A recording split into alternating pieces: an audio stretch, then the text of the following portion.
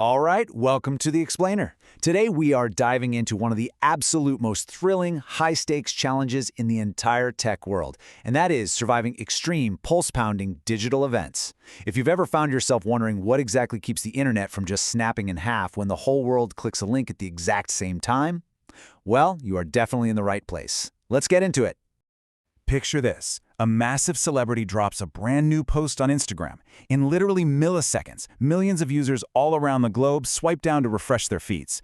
Behind the scenes, the network is glowing red hot. Database CPU spikes straight to 100%. Monitoring dashboards start flashing emergency red, and requests just start failing left and right. It's a harsh reality, but one viral post really can crash an entire system. So it begs the million-dollar question, right?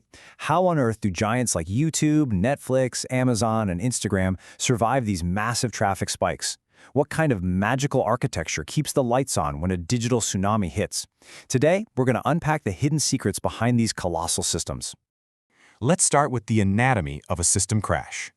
It all really starts with a bottleneck we call a hotkey.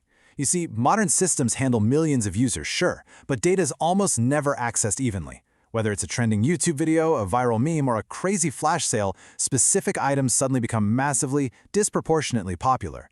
When millions of users simultaneously request the exact same piece of data, the specific server holding that item gets completely hammered.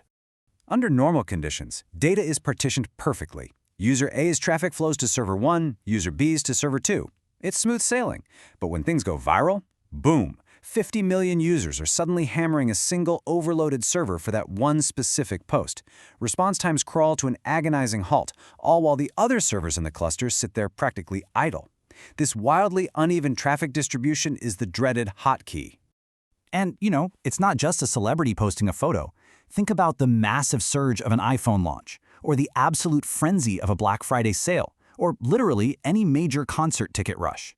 Without rock-solid architecture in place, these intense bursts of incoming requests lead straight to timeouts and cascading network failures. So, what's our layer 1 defense? Caching, and a little phenomenon known as the Stampede. The most common go-to defense is, of course, caching. Hitting a database over and over again for the exact same viral metadata, that's going to create a massive CPU load. But caching systems, like Redis or Memcached, they store that popular data right in blazing fast memory. Serving requests directly from memory improves your response times instantly. It basically acts as an impenetrable shield for your primary database. But here's the catch, and it's a big one. Caching has a fatal flaw, known as the cache stampede. Imagine this. The cache timer for that incredibly viral data naturally expires. In that exact millisecond, thousands of servers suddenly realize the cache is empty, so they all simultaneously demand fresh data from the database. The database gets hit by a massive flood of queries and is instantly overwhelmed. A simple timer expiration just turned into a total system collapse. To prevent this completely avoidable disaster, engineers have to get creative. They'll use cache locking, meaning only one server is allowed to go fetch the new data while the others just wait. Or they might coalesce duplicate requests into one, stagger expiration time so everything doesn't drop at the exact same moment, or use soft TTLs to quietly refresh the data in the background before it ever actually expires. Moving on to our next strategy, distributing the global load. Instead of keeping a hotkey on just a single server, systems will replicate it. Say a profile is blowing up. That data might get copied across 20 different servers. Then load balancers step in and intelligently distribute the incoming requests evenly across all 20 replicas. That way, no single unit takes the full brunt of the hit. Then we have the sheer geography problem, which is where content delivery networks, or CDNs, swoop in to save the day.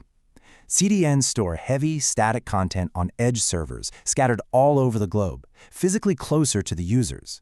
Netflix streams, YouTube thumbnails, Amazon product images. By serving these massive assets from an edge server right in your own city, latency drops dramatically, and all that heavy traffic never even reaches the central origin servers. All right, let's talk about controlling the chaos. When the traffic gets truly aggressive, you absolutely need rate limiting. This is where you restrict clients to, say, a strict 100 requests per minute. It throttles malicious bot traffic and completely prevents API overload. Behind the scenes, engineers use brilliant mathematical algorithms for this, like the token bucket, leaky bucket, or sliding windows, just to ensure no single user can abuse the system. Now, what if the system is still on the verge of collapsing? That's when we pull out load shedding and back pressure. It's kind of like a sinking ship intentionally dropping non-essential cargo. System overloaded? Temporarily disable the recommendation API to save the core checkout functionality.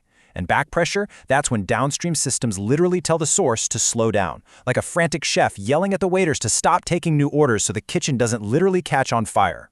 Another brilliant chaos controller is asynchronous processing.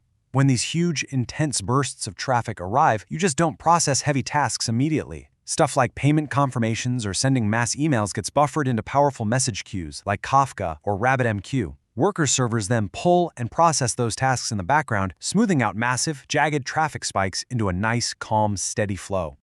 Which brings us to scaling and observability. It is honestly amazing to realize that cloud-native systems don't just sit there helplessly when traffic spikes. They literally grow. Technologies like Kubernetes autoscalers or AWS autoscaling groups detect the increased load and automatically spawn brand new server instances right out of thin air. They temporarily inflate the system's capacity to absorb the blow and then cleanly shrink back down when the event is over, which saves a ton of money. But here's the thing. To scale dynamically, the system actually has to know it's under attack. Enter the observability stack. Using monitoring tools like Prometheus, Grafana, Datadog, or New Relic, engineers can watch their dashboards light up in real time. By constantly tracking CPU usage, latency graphs, and cache hit ratios, teams can catch those glowing red hotkeys early, way before they take the entire network down. Let's put it all together. Designing for peak traffic. When a YouTube video goes insanely viral, they don't just rely on one neat trick. It's a bulletproof combination.